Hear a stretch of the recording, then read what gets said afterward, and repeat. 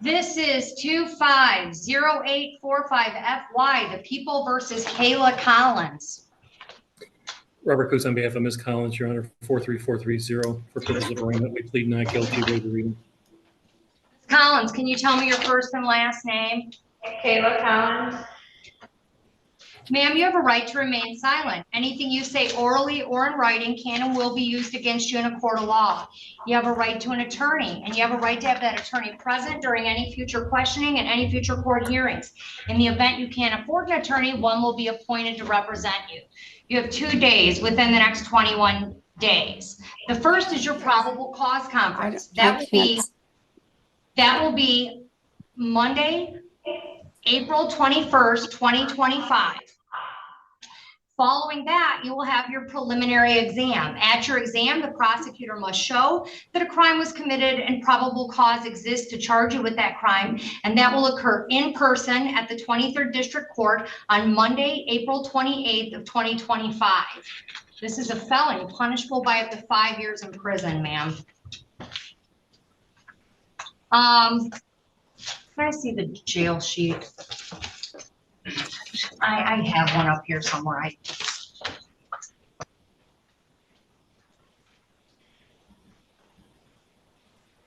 She's got 3 traffic warrants.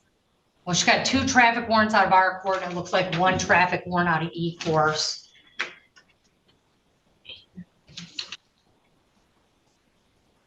And the 3 traffic warrant and the 2 traffic warrants, I'll set aside the warrant.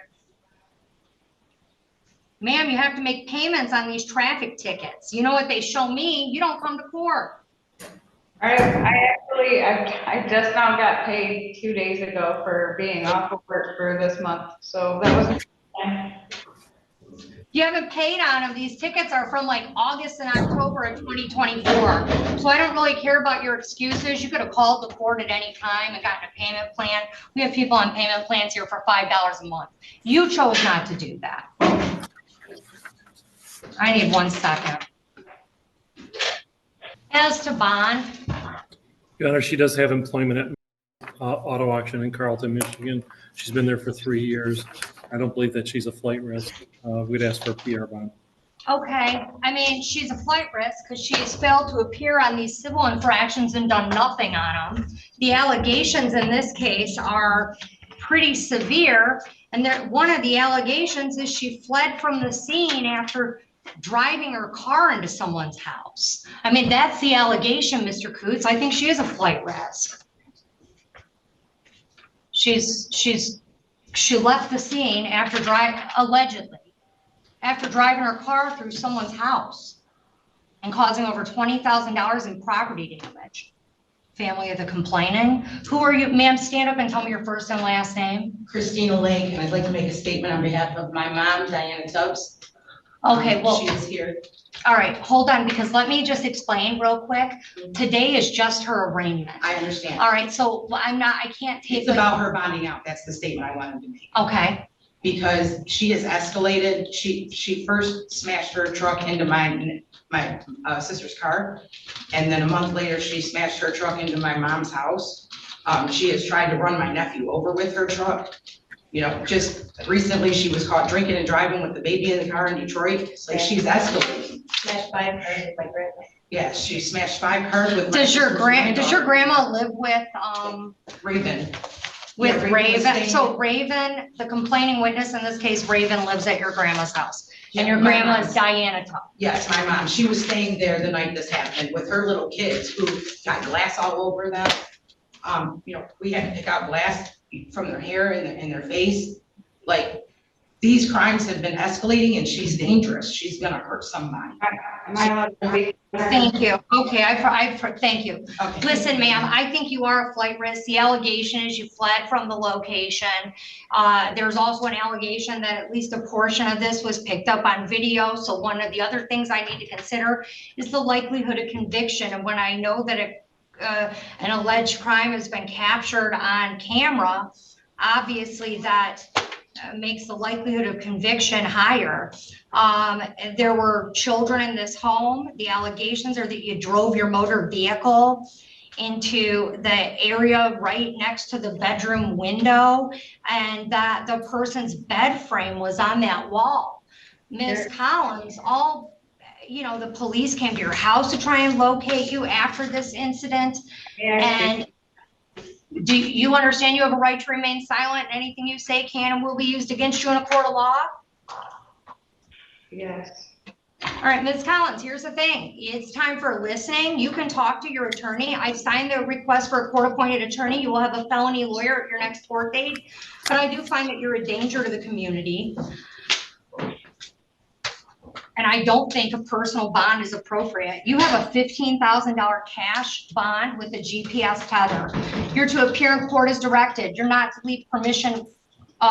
You're not to leave the state without permission of the court. You're not to commit any new crimes while released. You're to immediately notify the court of change of address or phone number. You're not to have contact with,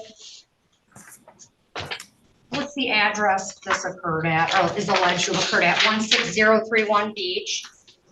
You can't go to 16031 Beach daily for anything. You cannot have any contact with Diana Lee Tubbs. And when I say no contact, I'll explain it to you. What's Raven's last name? Jorgensen. Or Raven Jorgensen. Does anyone else reside at that home? My sister, What's her name? Michelle Tubbs, Michelle Tubbs. and my nephew Preston, How old is he? he's 26. You're not to have They any were together. contact with Diane Tubbs, Michelle Tubbs, Preston Tubbs, No, President Bazell. Pizzell, Preston Pizzell, or Raven Jorgensen. You cannot go to the address of 16031 Beach daily. You cannot possess or have access to firearms or other dangerous weapons. You cannot consume alcohol or legal drugs.